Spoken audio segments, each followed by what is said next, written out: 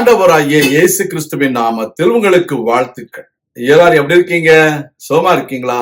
சந்தோஷமா இருக்கீங்களா? இந்த நாளிலும் ஆண்டவர் கொடுக்கிற ஆசீர்வாதமான வார்த்தை லூக்கா 11ஆம் அதிகாரம் 10ஆம் வசனம். Luke's gospel chapter 11 verse 10.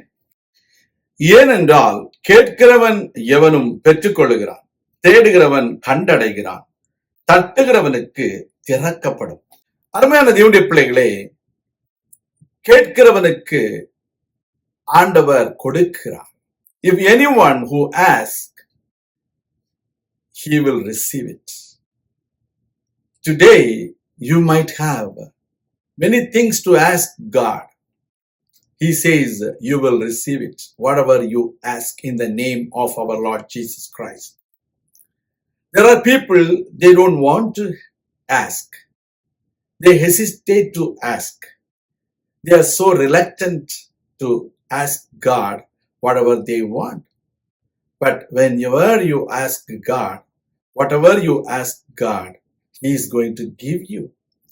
நாம் கேட்கிற பொழுது அதை பெற்றுக்கொள்வோம் என்றதான விசுவாசத்தோடு நாம் கேட்கிறோம் என்றால் நிச்சயம் பெற்றுக்கொள்வோம். இரண்டாவது, ஆண்டவர் சொல்கிறார், தேடுகிறவன் எவனோ அவன் கண்டடைவான் என்று சொல்லி. We need to seek the Lord. There are times people, they don't seek the Lord, but they seek many people. They seek many resources. They seek many authorities. Instead of seeking God, if you seek someone else, you may not find it. Believe and seek the Lord. The word of God says, seek the Lord first and His righteousness. You will find everything whatever you need. முதலாவது தேவனுடைய ராஜ்யத்தையும் தேவனையும் அவருடைய நீதியையும் நாம் தேடும் பொழுது நாம் எல்லாவற்றையும் பெற்றுக்கொள்ள முடியும், நாம் எல்லாவற்றையும் கண்டடைய முடியும். மூன்றாவது, ஆண்டவருடைய வார்த்தை சொல்கிறது, தட்டுங்கள் அப்பொழுது உங்களுக்கு திறக்கப்படும். If you knock, it will be opened for you. You may face a lot of closed doors.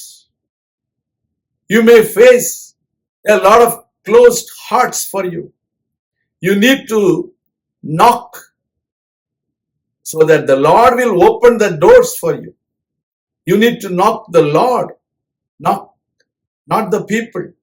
You need to knock the Lord so that you will see open doors in your life.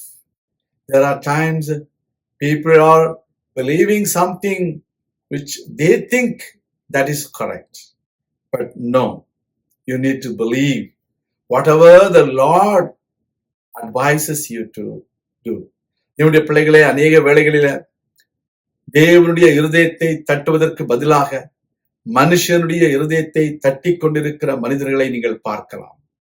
தேவன் அவர்களுடைய இருதயத்தை உங்களுக்கு திறக்க வேண்டும் என்றால் நீங்கள் முதலாவது தேவனிடத்திலே வந்து தேவனுடைய இருதயத்தை நீங்கள் தட்ட வேண்டும்.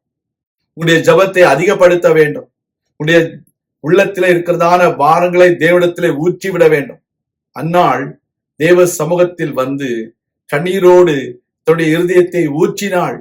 அப்பொழுது ஆண்டவர் அந்நாளுக்கு அற்புதம் செய்தார்.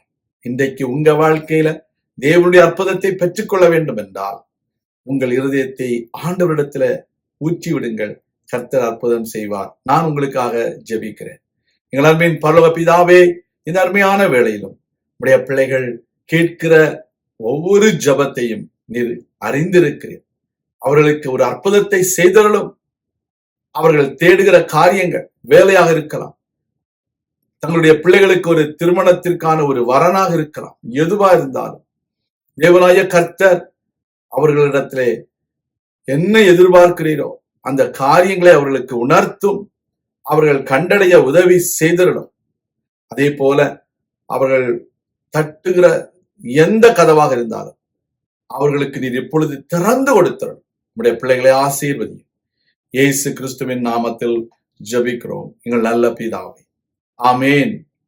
கர்த்தர் தாமே உங்களை ஆசீர்வதிப்பாராக. ஆமென்.